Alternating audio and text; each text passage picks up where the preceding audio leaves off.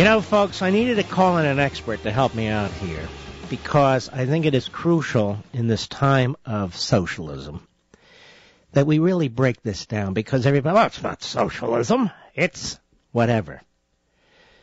With the government-run health care and all the rest of it. And there is a terrific book out, The Politically Incorrect Guide to Socialism. It's very easy to read. It's full of good stuff by Kevin Williamson, who's Deputy Managing Editor, National Review. How are you, sir? I'm doing well. How are you doing, Mark? I'm doing very, very well. I really want to go through this stuff with you. You did a terrific job in this book. Well, thank you. Socialism and communism, what's the difference? Oh, well, you know, I mean, there's a difference in the degree of authoritarianism, but their underlying economic ideas are basically the same. I always say the difference is under communism, politics begins with a gun to your head. Under socialism, politics ends with a gun to your head. That's pretty good. But they more or less work the same way. I mean, I don't want to say that, you know, the Western European socialist democracies are morally the equivalent of what Mao or Lenin or Stalin were up to, because they're not. I mean, those are different. Right. But their underlying economic assumptions are the same, and the idea that you can use central planning to get more rational results than the marketplace comes to on its own, those are the same as well. And that's ultimately what leads to repression. So that it's baked into the cake to a certain extent. Now, we know that this Obamacare is going to fail for the very reason you just said, because the way it's set up with central planning and a lack of information and so forth. Right? Yeah. You think that, well, two things about Obamacare. One is it really does have the big hallmark of central planning, which is this obsession with kind of abstract figures. You know, they're saying we spend X percent of GDP on health care, whereas Sweden and Switzerland and Germany only spend half of that. Why don't we spend less? And that's the sort of thing that always gets the attention of these planners who don't understand the United States isn't really very much like Sweden. You know, we're a very different sort of people with a very different sort of economy, and we're also a hell of a lot richer than Sweden is. So, of course, we spend more money on health care. When you have an aging society with a lot of discretionary income, they're going to spend money on health care. Does socialism help the little guy like they say it does? Oh, I've never seen it do that. You know, I started my journalism career in India in the middle 90s to late 90s when they were just really making the transition away from being a truly socialist, centrally planned economy to being a little bit more open and a little bit more market-oriented as they are now. And, you know, I traveled all over that country, and I never met anybody whose life had been made better by socialism, I don't think. I mean, the poor there were some of the poorest people in the world. Whereas if you go not too far away over to Hong Kong, you know, 1947, both of those countries are pretty much in the same shape. If anything, Hong Kong's worse off because it's been hit by the war, and India hasn't. Hong Kong goes capitalist. India goes socialist. India ends up the poorest country in the world outside of Africa, just about. You know, more poor people living there than any other place outside of China. Hong Kong, no resources, nothing. Not a thing there. It's a big naked rock. They go really, really capitalist. They make themselves one of the richest countries not only in the world, but one of the richest countries in history. And it's a perfect example. You've got two very similar Asian societies going their separate ways at the same time in the same kind of conditions, and one of them became poor and miserable, and one of them didn't. And there's a reason for that. Well, do you think we are spiraling into a more of a socialist society right now? Yeah, I do. Well, there are two things that matter. I mean, there's a kind of continuism between freedom and socialism, and where you are on that continuum matters, but it also matters what direction you're moving in. You know, India, to take example, is still a more socialist society than we are, but they're moving toward capitalism. They're moving toward freedom. We're still a much freer society than they are, but we're moving toward socialism, and we're moving toward having less freedom. And the direction you move makes a big difference. You know, they're reaping huge benefits from opening up their economy and liberalizing their markets, and we're going to pay a really, really high price for doing the opposite, particularly in health care. You know, if you want your health care system to fail as badly as our K-12 education system has failed, then yeah, keep doing it. Put the government in charge. You'll get the same results. So what is the appeal, if there is one, to the quote-unquote masses, as they call them, of socialism? Well, fear, I think. There's a sense that if we put somebody in charge of it, we put Big Daddy from the government in charge, then we'll all be taken care of and we'll all be safe. And it's misplaced. You know, the thing is, people look at, say, Social Security, and they say, well, if I invested my own money in my own retirement, I'd probably get better returns, and I'd make more money, and I'd have a better retirement. But Social Security will always be there for me because the government's in charge of it. And if they say the same thing about their health care. They say, yeah, if we have the government take over health care, we'll get less innovation. The quality probably won't be as high. We'll have fewer choices, but it'll always be there when we need it. Well, they're only right about half of that. They're right about the bad half, but the other half they're not right about. It is not always going to be there.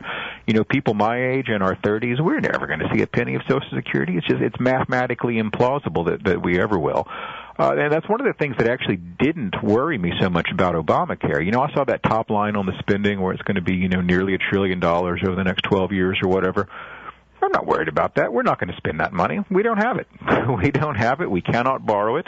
No one's going to finance it. I think Obamacare will probably be repealed, but even if it's not repealed, we're not going to enact it because we don't have the money to pay Social Security and Medicare, much less to add another giant new entitlement on top of it. Now, who was the first? I mean, socialism really was imported into this country, wasn't it? And by whom, do you think?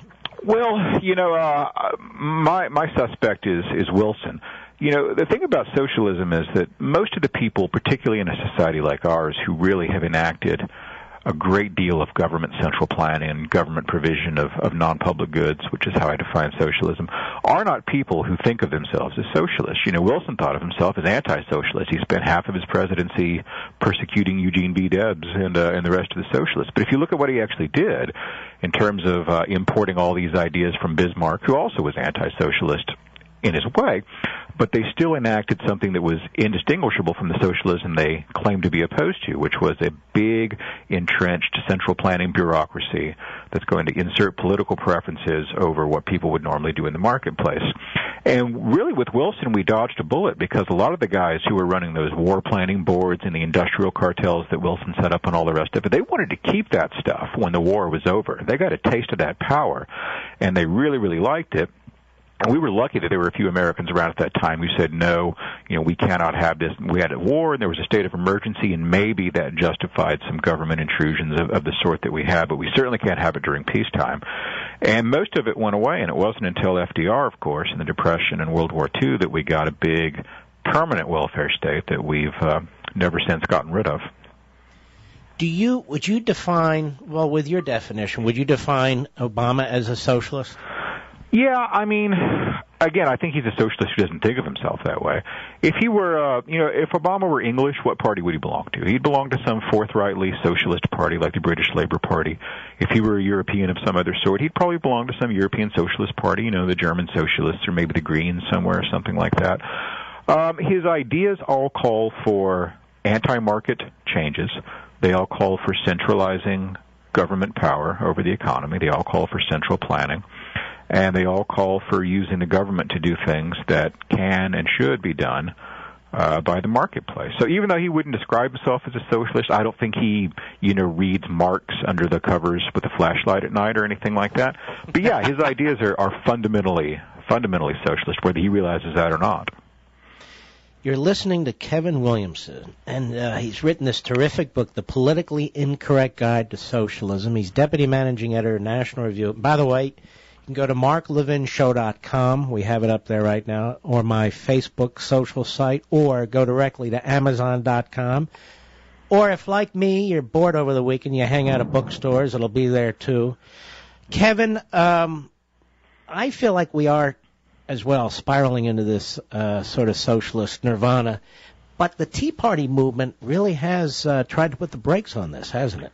Yeah, they've, and I have to admit, I was skeptical about them at the beginning because I'm always skeptical of populist movements because they tend to change their minds about stuff really quickly.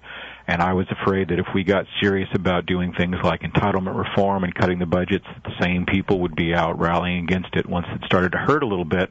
But yeah, I'm deeply encouraged by what they're up to. I think that they're showing a tremendous amount of good sense and a real kind of self-sacrificing patriotism. You've got the French out rioting in the streets saying, don't you dare cut our budget, don't you dare cut our budget, don't you dare cut spending. And you got Americans not rioting, but certainly going into the national parks and town halls and other places and shaking their signs and saying, cut the budget, cut spending, give us less, and, do more with less, or do less with less if you have to do less, but certainly do less and stop spending all the money, and that to me is tremendously encouraging. And Obama and the Democrats, they really overreached. They had the Senate, they had the House, they had the White House, they had this weird sort of messianic sense that we are the change we've been looking for, and all that nonsense, that sort of hokey rhetoric they were engaged in right after the election. And they came in and they really, we're going to take the first 100 days and we're going to drag you as far to Sweden as we can. And people rebelled against it. Americans gave Obama a tremendous amount of goodwill when he came into office. He had a tremendous amount of charitable impulse from people, both because, there had been some bad feelings toward the end of the Bush administration, but also because he did seem to a lot of people anyway, to stand for something new and good and sort of decent. And he turned out to be just another, kind of ward-healing machine politician who's trying to grab as much power as we can. And people were so disappointed by that and disaffected by it. And I know, I live in New York. Everyone I know voted for Barack Obama except my colleagues here at National Review, and maybe even one or two of them did. But and they are so disappointed in the guy. They are so angry at him, and I can't say that I blame them. I'm not angry the way they're angry, because I never believed him in the first place, because I knew what he was when I saw him. But a lot of people really, had some good feelings and some high hopes for this guy, and he's turned out to be just another, power-hungry power centralizer. Well, let me tell you something. I don't believe I've ever talked to you before. You're very impressive. You're really, you wrote a terrific book here, and I hope my audience really takes the time to learn about this, as many of them already have, and and they get a copy of your book, The Politically Incorrect Guide to Socialism. We've been talking to Kevin Williamson. All right, my brother, good job. Hey, thank you, Mark. And good luck. Thanks so much. All right, take care. This is a hell of a book. It really is. The Politically Incorrect Guide to Socialism by Kevin D. Williamson. You can get it on marklevinshow.com. On Facebook, we have it up there right now. You can go directly to Amazon.com or any major bookstore.